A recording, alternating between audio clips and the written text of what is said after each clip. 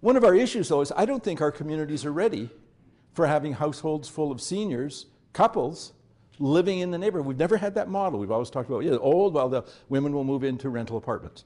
And so we have to develop in our land use planning.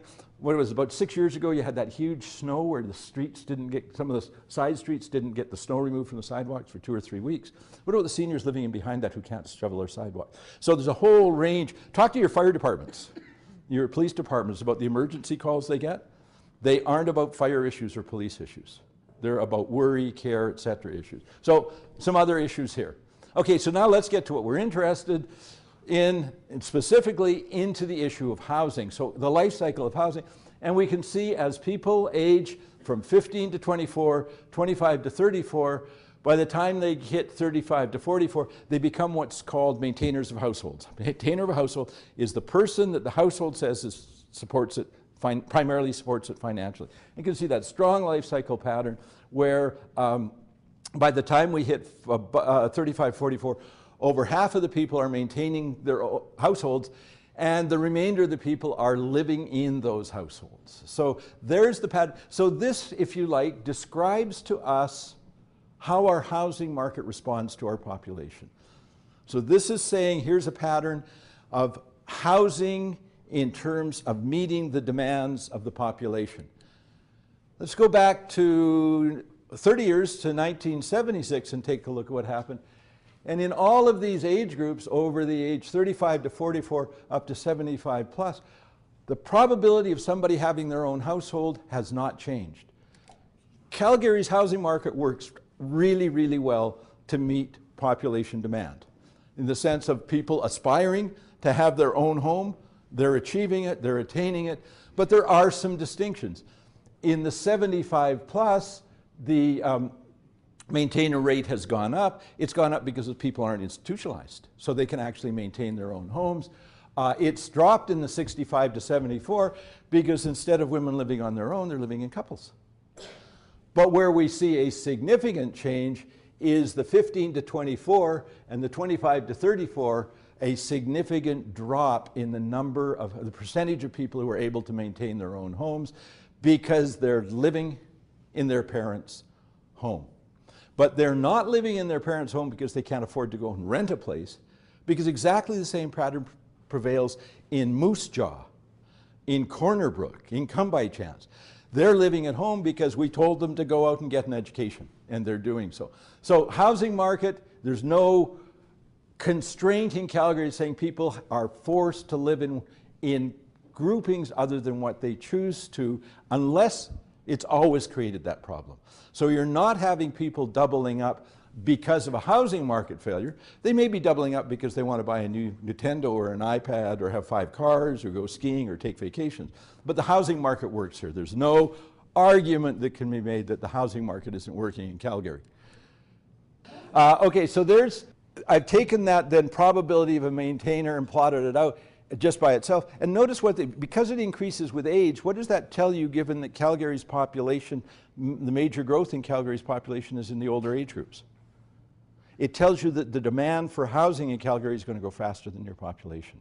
So if we're talking about a doubling of the population, you're going to see housing demand increase even faster. So good news for the Calgary housing market, because you've got growth down here in the starter market, and you've got significant growth up here in the tail end of the market. So number one, good news overall for the Calgary housing market.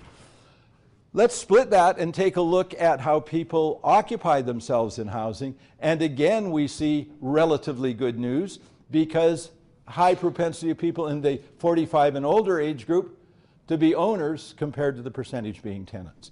So there's the distribution, and it's what we would historically anticipate, which is you're likely to be a tenant in the younger age group, or owner-occupier in the older age group, with some increase in the last age group. Now, as this is not trended, this is a snapshot, and that tenant thing is getting squeezed in the older age group as they own. So there we are in ownership in 2006 from the census. And there's what we would call the first-time purchasers market. When I hear people say, gee, my kid's 22 years of age and can't afford to buy their own home, I kind of shrug. That's not what you should be doing when you're 22 years of age. You should be paying off your credit card. And maybe moving out of my basement. So the issue there is the next slide was going to show you that in every age group, the propensity of people to be owners went up. So there's the first-time purchaser, 25 to 34. So that's what we want to characterize. The entry level of the market, we're going to focus there. We're not going to focus on the younger population. So when somebody says, my kids can't afford to buy, tell them to grow up would be a good variable. In terms of the kids should just wait a while and get their education. So there's the pattern. There's what owner occupancy was in 1976. Everybody tells me that nobody can afford to buy their homes anymore, and in every age group there has been a significant increase in the percentage of people who owned. Maybe we're not looking at the data. Maybe we're saying people who shouldn't own or haven't saved up enough money or don't have high enough incomes can't purchase.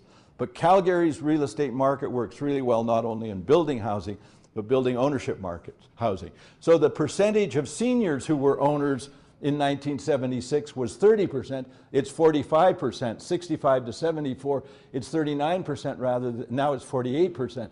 49, now 41. Significant increase. In 1976, 3% of the 15 to 24-year-olds could own. Now it's 4%. Young people have a higher probability of being owners now than they were in 1976. So in terms of housing affordability, you've got a great market. You may not be meeting expectations, but John Travolta's not coming over later tonight either. Okay? The issue is the market is meeting market demand and it's doing it well.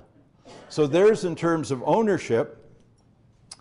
If we take a look at rental, what's happened is ownership is up, and the growth in ownership has been entirely at the expense of rental. Because for most people, not all people, but for most people, ownership is what you aspire to. Partly you aspire to it because you think it's a great investment, but in reality, very few people buy a house for that reason.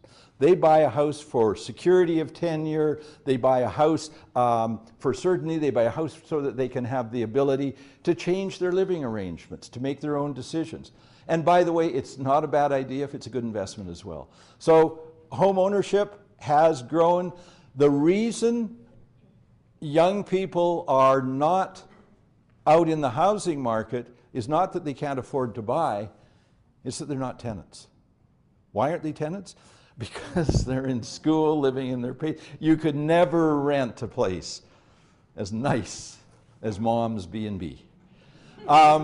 So there's the pattern. Great housing market in Calgary. This is what's going to continue to happen. I don't see us having significant continued erosion in rental, because what rental we do have now is largely oriented to either people who cannot and should not make the hurdle. Subprime in the United States demonstrates what you do if you strongly induce people who cannot qualify for a mortgage to qualify for a mortgage. We don't want to go there. And transients, people who are here for a while and then they're going somewhere else, they need rental housing. Okay, so there's the pattern. Now let's talk about what we really care about, which is where price is going, or why price is going.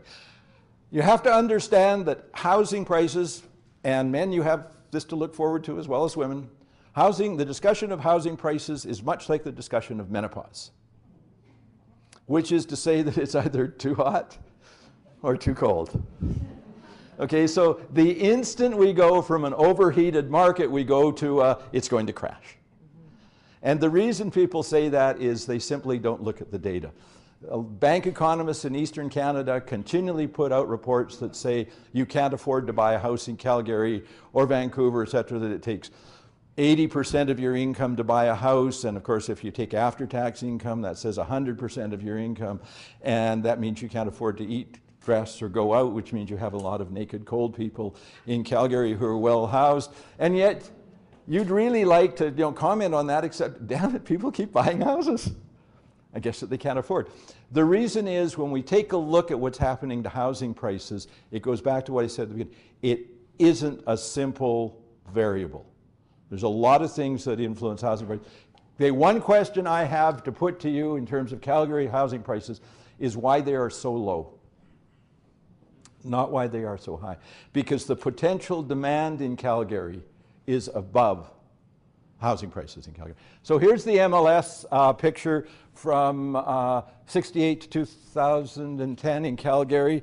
That run up in 6, 7, and then sort of plateauing after that. When we have a discussion of housing markets, we have to talk about who's in the housing market. It's really dumb to talk about a housing market, well, housing market, this, that, when nobody's in the housing market. CMHC publishes this data, purchasers of housing. People in the entry-level housing market, 25 to 34, account for, and take the younger age group, account for 1/3 of the market. 2/3 of the market are people who are older, who have higher incomes, who've already owned a home. So if you want to understand the housing market, what you have to understand is not what's happening to the entry level, which is the smallest segment of your market. You have to understand what's happening to 2/3 of your market, which is the people over the age of 35. If we take a look at the purchasers in the Calgary market, instead of looking at their age, take a look at what they are. 70% of them are previous owners. When we look at the Royal Bank or the TD Bank's index of income to price, what's left out of that? Equity. What do 70% of the purchasers in Calgary have that's not income when they go to buy a house? Equity. They're drowning in cash. So that when we go in and say, gee, you know, CMHC is going to change from a 1% down to a 5% down to a 6% down, these people are saying, I've got to turn the page in the newspaper because I've got 25% down, 40% down, I got 100% down. So first of all, previous owners are 70% of your market. Previous owners, 2/3 of them are buying bigger houses. 75% of them are buying more expensive houses. So what you've got is the majority of your market is out there with lots of equity buying bigger houses.